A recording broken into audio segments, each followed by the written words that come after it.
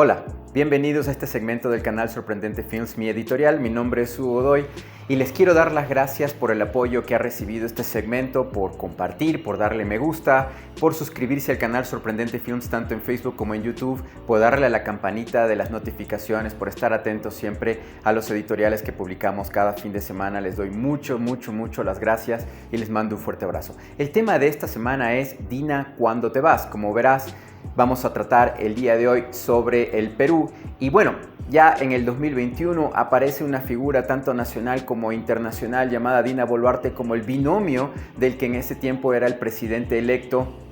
Pedro Castillo, quien en el 23, entre diciembre del 22 y enero del 23 es depuesto, se le hace un golpe de estado, aunque en el Perú la retórica, el relato de los medios de comunicación privados hegemónicos en el Perú es que él intentó hacer un alto golpe de estado, ¿no? Algo que la Constitución sí le permitía, es decir, se van todos a la casa y vamos a un proceso de Asamblea Nacional Constituyente para cambiar la Constitución del Perú y de alguna forma modificar las leyes y normas del país para beneficio de las generaciones futuras, porque ya las pasadas han vivido el Perú del día de hoy, que es un Perú que es negativo, es malo para el desarrollo de las familias, de las personas, pero sí es beneficioso para un pequeño grupo de personajes y de personas o de empresas que se benefician, se enriquecen, se hacen cada día más poderosos, y eso lo ve la gran mayoría del Perú, que podríamos hablar que está en nivel de pobreza un 65% del país, mientras que casi un 15 o menos del 15% vive entre la clase media alta y la clase alta o la clase con mayor poder adquisitivo, si lo podemos decir. Pero ahora, hablando específicamente sobre Dina Boluarte, cuando se da este tema, ¿no?, de que en diciembre, enero del 2023 se da el golpe de estado contra Pedro Castillo, se lo mete preso, ni siquiera se le permite refugiarse en la Embajada de México, sino que la misma Guardia Presidencial lo toma preso y lo lleva a una cárcel sin tener una sentencia judicial, es decir, fue un apresamiento, un encarcelamiento extrajudicial, o sea, no hubo un proceso legal, incluso para el presidente elegido por todas las peruanas y peruanos, o por la gran mayoría. En el Perú se vive un estado de no derecho, ¿no? Y después el 7 de enero del 2023 aparece la señora Dina Boluarte, no elegida como presidenta encargada. Pero ella, el momento que se posiciona en el poder, se dan crisis justamente en la región de donde ella es, ¿no?, en Apurímac, en Cusco, el departamento que está al lado, y también en Puno, ¿no? Y la gente sale a protestar, provincias o departamentos también más grandes, en donde la mayoría de la población es pobre, se siente realmente la falta de Estado, la falta de oportunidades, la falta de apoyo, y la población salió a decir, bueno, nosotros votamos por Pedro Castillo, por este rondero, ¿no?, como se decía, y queremos que él nos represente y que haga los cambios que se requiere para que el Perú sea un mejor país para vivirlo, ¿no? Recordemos también que el Perú desde hace décadas es uno de los países de América del Sur que más expulsa ciudadanos y ciudadanas por los términos que yo normalmente digo, ¿no? Pobreza o falta de oportunidades o de derechos. La segunda es la violencia, ¿no? Porque en el Perú también se vive peligrosidad en las calles, en las ciudades, la pobreza, la miseria provoca violencia, ¿no? Provoca narcotráfico, provoca robo, provoca secuestro y la gente prefiere irse. Y la tercera, por la persecución ideológica, ¿no?, que en su mínimo grado, pero de todas maneras también ha existido en el Perú desde antes incluso que el gobierno de Alberto Fujimori, en donde las personas que pensaban de forma socialista o de izquierda fueron asesinados, perseguidos, y se dieron, como ustedes saben, también masacres en algún momento histórico. Entonces ese Perú es el que toma a Dina Boluarte puesta en el poder por los militares, por la Iglesia Católica, por la gente rica y poderosa de Lima, esa plutocracia que gobierna a este gran país, pero que pero que deja de ver más bien, y que le da la espalda al pueblo que está en el sur, centro-sur del Perú, en donde vive la mayoría de la población, que es heredera de una historia fantástica, de una cultura ancestral milenaria de varios pueblos y nacionalidades que obviamente desaparecieron o fueron destruidos en la invasión de los españoles europeos. Bueno, pero volviendo al tema, en el 23 se dan las protestas, se los reprime de manera brutal, de una manera violenta, y se mueren muchas personas, y hasta el día de hoy no hay justicia para esas personas, ¿no? No se da un consuelo a las familias de quienes perdieron más de 60 personas muertos debido a balas o al uso de armas ilegítimamente de policías y militares contra población civil, ¿no? También un montón de heridos, un montón de apresados y también en el tiempo actual hay una persecución ideológica, ¿no? La tercera razón de la migración, como yo suelo mencionar, la persecución ideológica se da en el Perú porque muchas personas que protestaron contra ese golpe de Estado, pues ahora ya no están en el Perú, son perseguidos y temen por sus propias vidas. Bueno, dicho eso, entonces, ¿qué es lo que hace Dina Boluarte para calmar un poco esa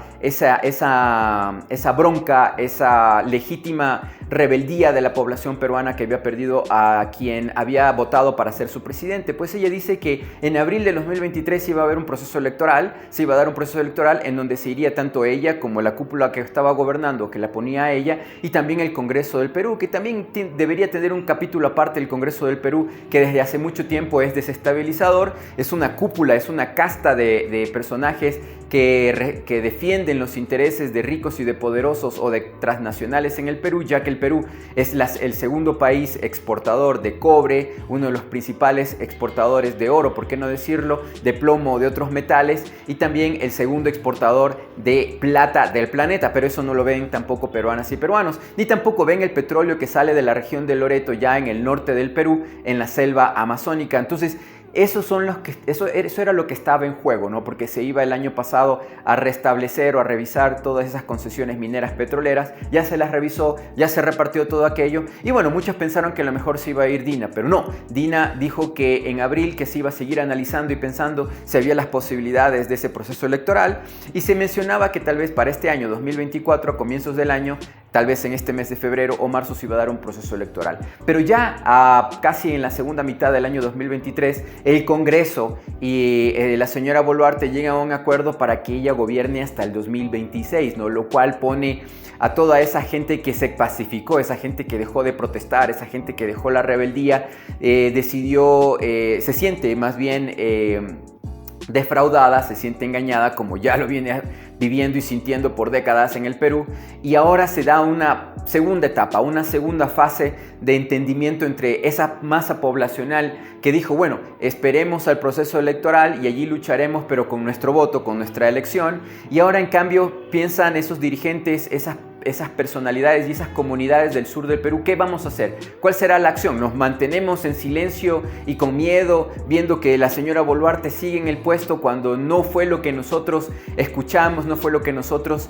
aceptamos para dejar la protesta social, ¿no? Entonces ahora se viene un 2024 muy difícil, muy complejo para la señora Boluarte, pese a que tiene el apoyo tanto del poder de las armas como el poder de las Biblias, con la Iglesia Católica y los evangélicos también alrededor, posicionándola a ella como la mujer en el puesto. Entonces, de todas formas, el Perú está viviendo en este momento una etapa que puede ampliar el nivel de insatisfacción popular, ya que el país se encuentra en una franca recesión económica, es decir, ya no se vive aquellos años de bonanza por la venta exagerada de los minerales, que solamente iban a pocas manos, ¿no? Donde tenías un Perú que crecía de Producto Interno Bruto al 3, 4 o hasta el 5%, pero que el pueblo peruano veía cómo su miseria, su pobreza no iba cambiando, ¿no? Y asimismo también vemos en el ejemplo claro cómo los migrantes venezolanos, colombianos, haitianos que pasaban por el Perú decidieron no quedarse porque de verdad no hay futuro ni para los propios peruanos, tampoco para otro tipo de migrantes, lo que generaba también un sentimiento de xenofobia, es decir,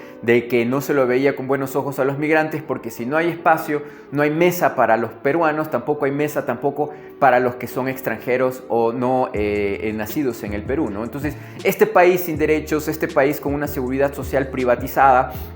o privada, este país con una educación paupérrima, de mucha baja competitividad a nivel nacional e internacional, que los pobres no tienen otras opciones que trabajar con un sueldo miserable, uno de los sueldos más bajos de la región, de la subregión de América del Sur, del continente americano, pues nos vemos obviamente ante la situación de que se darán condiciones propicias para la bronca, para la protesta en este 2024, lo cual obviamente a mí me apena y me pone triste porque lo que veremos nuevamente es una réplica, una reedición de la de la bronca, de la violencia agresiva que el gobierno de Boluarte, que son realmente los militares que están atrás, esos militares corruptos que están involucrados con el tema del narcotráfico, el envío de armamento y de drogas hacia el Ecuador, ¿no? A través de esta frontera que ellos no cuidan ni protegen, ni tampoco el Ecuador tampoco lo hace, ¿no? Pero que se han juntado en un esquema transnacional de corrupción militar, policial, ¿no? Entre militares y policías corruptos del Perú y militares y policías corruptos del Ecuador, que se empata también con el tema de los puertos, de las carreteras y de las empresas exportadoras